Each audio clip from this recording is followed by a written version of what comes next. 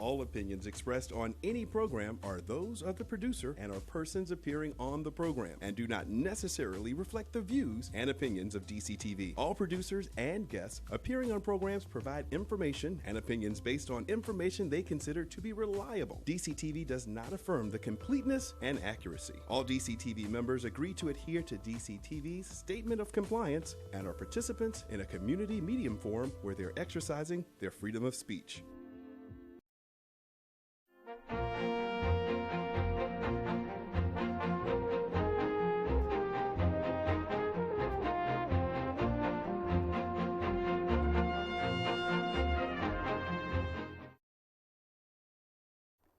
Good evening. I'm your host, Karen Udis, in this series on the Network of Global Corporate Control. Today's program is about Egypt. Egypt was caught up in the struggle to hide reality from us.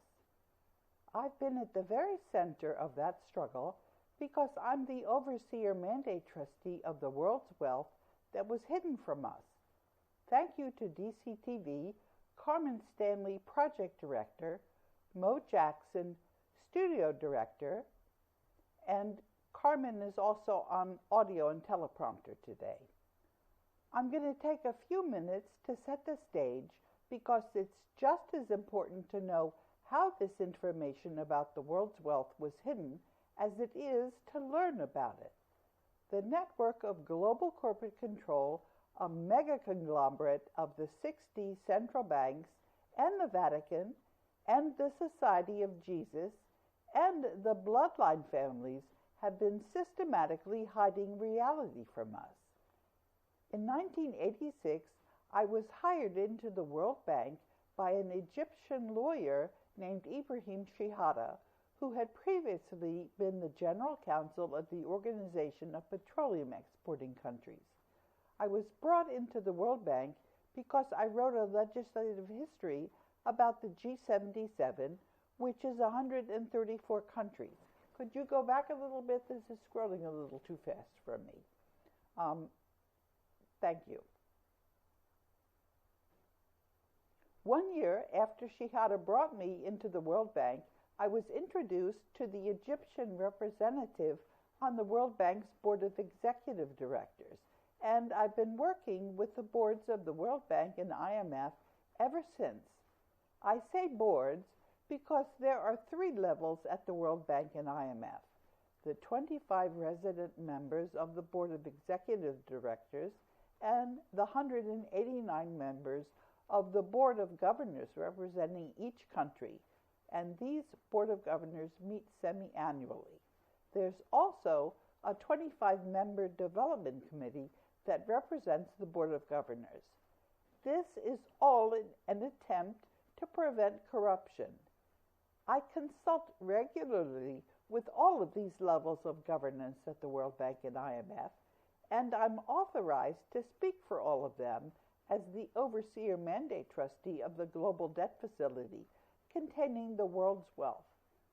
I also speak for the beneficiaries of the Global Debt Facility. I'm careful to decide the minimum that's required, and I've said that all of the decisions are going to be revisited when humanity has decentralized. I proved over time to the world's representatives at the Bretton Woods institutions that I was going to do my best with this weighty responsibility. The Bretton Woods institutions are another name for the World Bank and International Monetary Fund. Bretton Woods is the name of the hotel in New Hampshire where the conference agreeing to establish the World Bank and IMF was held in 1944. At that conference, it was also agreed to abolish the Bank for International Settlements.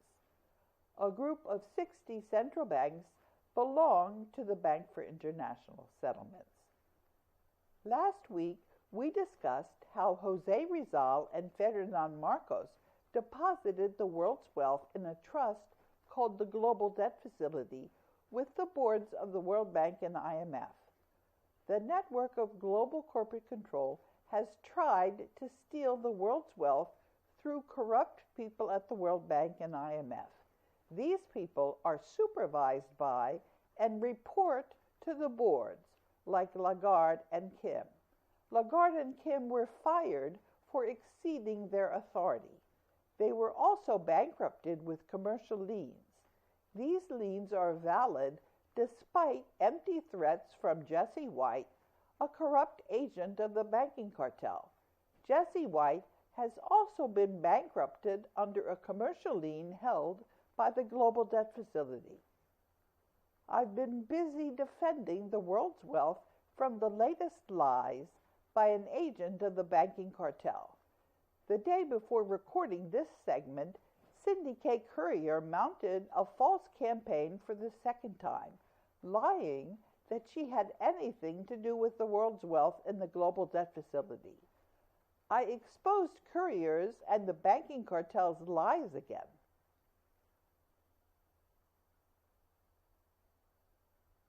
Another banking cartel agent's failed attempt to steal the world's assets. And this is the report that I got about Courier. 9 hours ago, somebody wrote in my Twitter account. Oh, I'm sorry. No, he wrote it in the comment section of the YouTube. Karen, I thought you should be aware of something being promoted by Cindy K. Courier. She's promoting herself as the primary monarch of the world, and she's proposing that we all sign human bonds in return for a monthly income, and that we basically all sign over our personal assets. She's not trying to return us to sound money. She's just trying to create another fiat currency that further enslaves us to the bankers. I won't leave a link to the video, but I will cite the title of it. It was published on November 19, and the title is USPA, Public Order 2018, Budget Review Administration. And my response. Courier already tried and failed to steal the world's gold. And I have a link to where I responded to Courier. What does Egypt have to do with the world's wealth in the Global Debt Facility? An Egyptian lawyer introduced me to the Egyptian representative on the board of the World Bank, and this lawyer and I have remained friends ever since. At the end of the teleprompter, I'm showing you some of the email correspondence that I had with that lawyer. This will give you a flavor, and it's going to show you who's corrupt. The Black Nobility were descended from ancient Egyptian Pharaonic bloodline families. The Black Nobility hides behind Rothschild, who's only a Knight of the Garter. Ancient Egyptians called themselves Kemet, meaning black. There's been a long-standing opposition to the Black Nobility from the Moors in Africa. The Moors are a cornerstone in the Coalition for the Rule of Law. Did you see the DCTV segment on the Moors? And I've got a link there in the teleprompter. The corruption in the world's money has been with humanity for a very long time, and our history has been hidden from us. 2 days ago, I reminded you of the project in Moscow State University to correct some of the lies that we've been told about our history. I gave the link to the Chronologia website after YouTube deleted it. And YouTube also deleted detailed instructions on how to access the Moscow State University Chronologia project. Nick Blaine put this information in the comments section of the DCTV archives for the November 6th segment, and YouTube deleted it, so I'm highlighting it in the teleprompter so that you can find what the Russians have to say about our real history.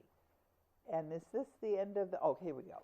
The morning that I recorded this segment, I retweeted some information that I had posted on Internet Archive a year ago, and Internet Archive removed all of the materials that I posted with them.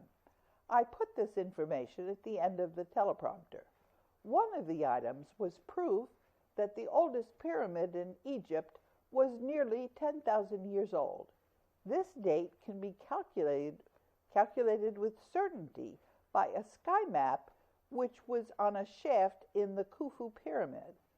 The banking cartel thought that humanity would never stand up to them. And so I've given you that tweet with the information about the pyramid, and there's some other information in there. This is proof. And there are links to what the Black Nobility has been trying to hide from you. Claims that written history date from approximately 5,400 years ago during the Bronze Age are clearly false. I present evidence that reality is different from what's commonly believed in order to prod you into some critical thinking. The moral of this segment is the importance for us to learn how to think critically. It's critical thinking by all of humanity working together as a team that has allowed us to inherit the world's wealth, and it's going to be critical thinking that helps us in the global currency reset to avoid pitfalls that will lead to backsliding. We humanity are now in a reality where we control the world's wealth. There's nothing that the banking cartel can do to regain the world's wealth. The real challenge now is for those of us who know what reality is to keep the people who are still duped by the banking cartel from destabilizing things. And if there's time, I'd like to talk about some critical thinking that's going to help you figure out whether what I'm telling you makes sense or doesn't. I guess we've got time now. Yeah, we've got about 10 minutes. I want to close with a couple of other untidy facts. Talking about reality. Through a combination of factors, we already succeeded in convincing a critical mass of people of the ultimate reality of their wealth in the global debt facility, and that the banking cartel has been lying to them. That means that we are now in a different reality. And the way this happens, it's referred to as the 100-monkey effect. And there's an Italian documentary on that, and it used to be up on YouTube in an English translation, but it's been taken down now. That means because the publisher was probably frightened. His name was Carlucci. And I have a comment that I had put on the internet, and I'd like to read it to you. And that is that I've been talking about things that happened in the past and things that are happening right now, and I'm hoping that that isn't too confusing. When I shift to the present, that's to comment and show you that I've been learning. And there was somebody named Ben Carlson. I used to call him Bjorn because I wasn't going to reveal his name. And Ben Carlson used to give me very useful information until he started teaming up with Wolfgang Struck. That's when I knew that Ben was also controlled opposition. That means that he would tell me some things that were true, and then very important things he would lie to me. Sure enough, Bengt started trying to break up my connection with the United States military forces. That was when I realized I had to hope that there was a critical mass of people who knew the truth, because I broke off dealing with Ben Carlson. If I had to choose between having a good relationship with the U.S. military and Ben Carlson, clearly I had to prioritize. And I can tell you right now that I have a very good relationship with the troops in the military, not the corrupt people in the, the brass. And how do I know this? Because every time I go out just about, there's a helicopter that flies directly overhead. They circle my house.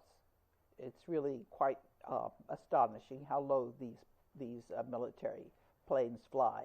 And one of the planes that flew early on to catch my attention was the largest aircraft I've ever seen. And I used to see some pretty big aircraft because I used to work at the Export-Import Bank, which financed a lot of Boeing aircraft. And I was going to talk to you about the power transition model. You'll see in the documents that I put at the back of the teleprompter how I was talking with the people that developed that model. And now let me just talk extemporaneously with you about how you know that what reality is what I'm telling you. That's because I could not have possibly come up with a consistent amount of correspondence spanning years and kept that consistent if I wasn't dealing with reality. That's just an impossibility. The world's powers, not the corrupt brass, but the rest of the military, are backing the world's people as we get rid of the corruption in our money.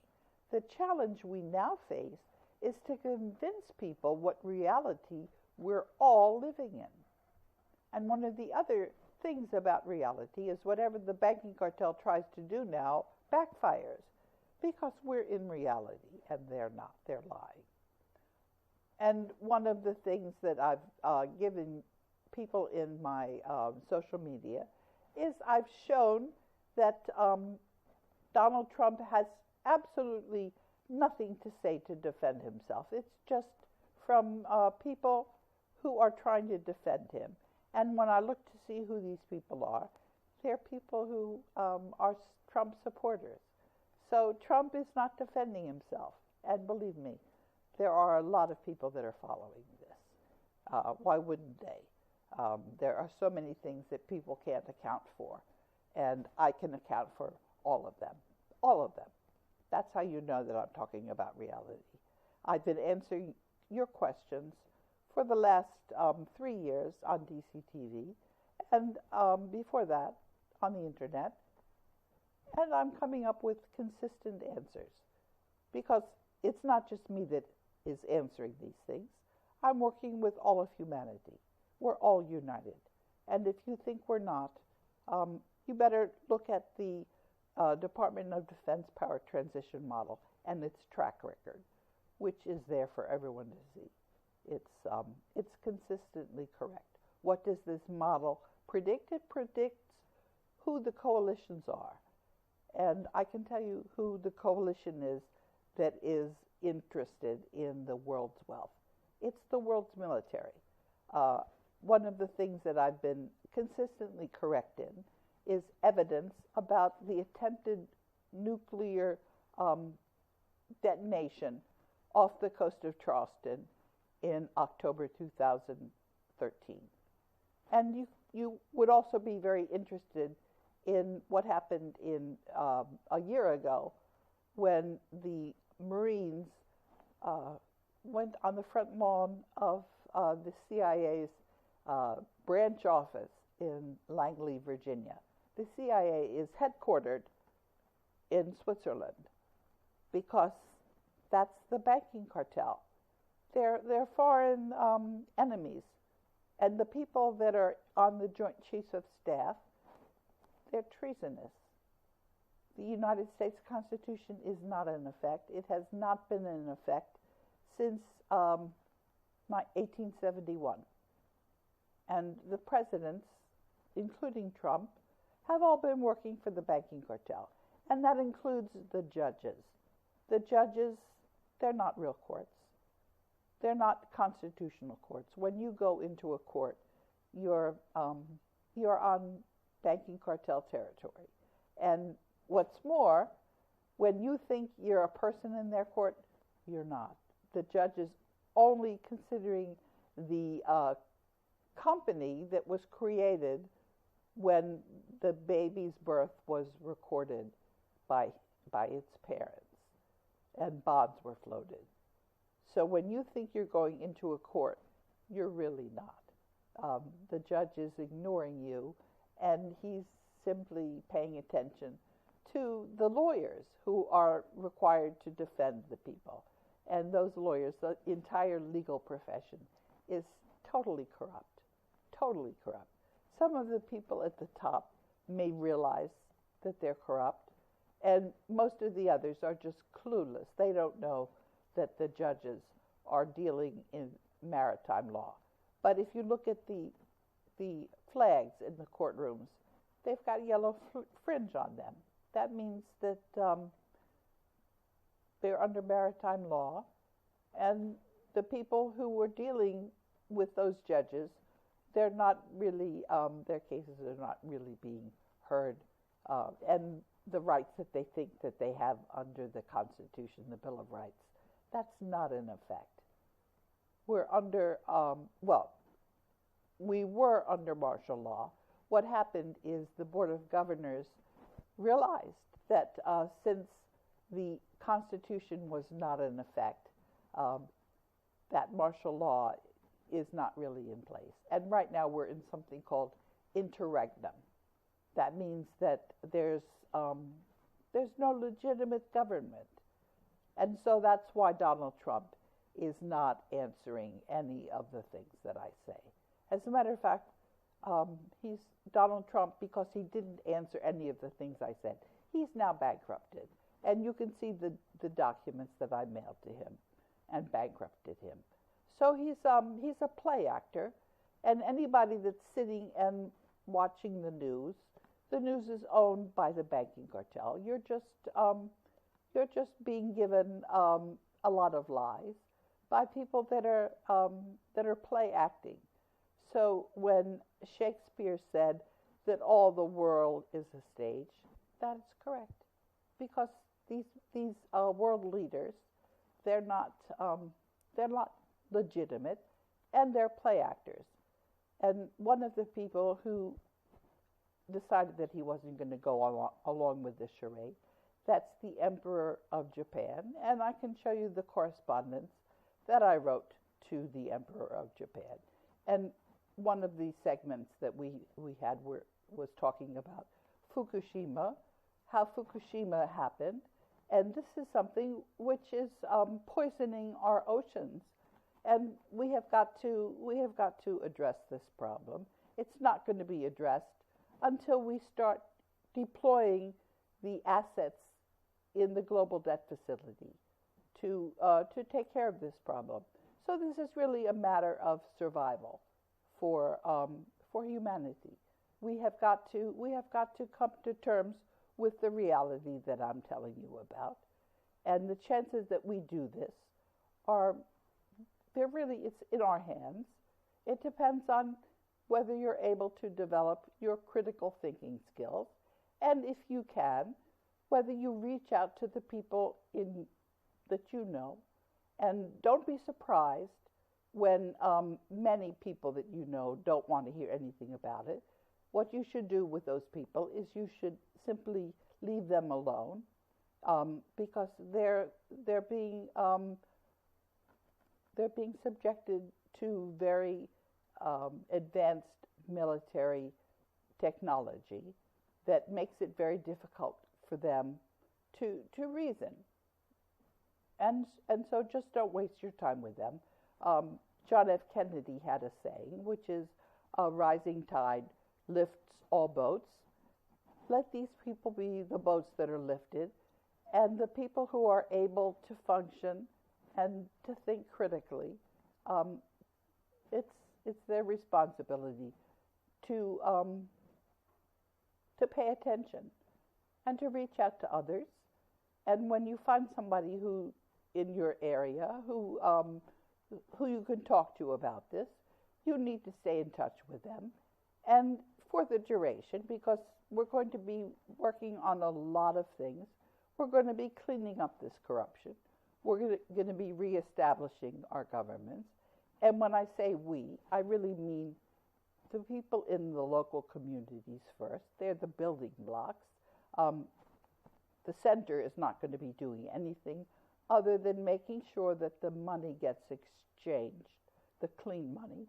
And this is really essential because right now, all of the tax money that you pay, it's going to the banking cartel. It's not going anywhere else. It's not being used for the goods and services that you think your government should be providing you. and people want to know where that money's coming from. It's very easy for the banking cartel to come up with money because it's paper money. They just print it. Or they do illegal things. The mafia is part of the banking cartel. And so all of the illegal activities, they're all working in cahoots. And we who are cleaning up the world, we're also all working together. And we're going to learn how to do that. This cleaning up the amount of corruption, this has never been done before. So we're going to have to be tolerant of each other. We're going to have to learn how to work together. We've been working together for a long time, actually. And one of the groups that's working with us is a group of health workers. Our health has been very seriously compromised by the banking cartel, what with chemtrails and many other things, flu shots. These are not for you. They're not to help you. There's traces of mercury in them, and that's why there's such a high level of autism now, because of all these drugs that are going into our bodies that we really can't tolerate. So one of the very big things that's going to change early on in the global currency reset is we're going to get some of the information that we need about our health. There's been cures for cancer. They've been around for since the 20s. And the reason we don't have them is because the pharmaceutical companies want to continue to make a profit. So there's a lot that's going to change very quickly as we all educate each other. And there are other things that are going to take a very long time. The amount of corruption that we have, it's so extensive. And we have got to work on this global currency reset peacefully. There's no other way. In today's segment, I've told you about my friendship with two Egyptians who opened up the doors to the World Bank and the world's wealth that was deposited there for us. I'm not afraid to reveal to you what you need to know about our world. A critical mass of people are now working together to realize Jose Rizal's declaration and proclamation of the gift of love. Until next week, I'm your host, Karen Hudis.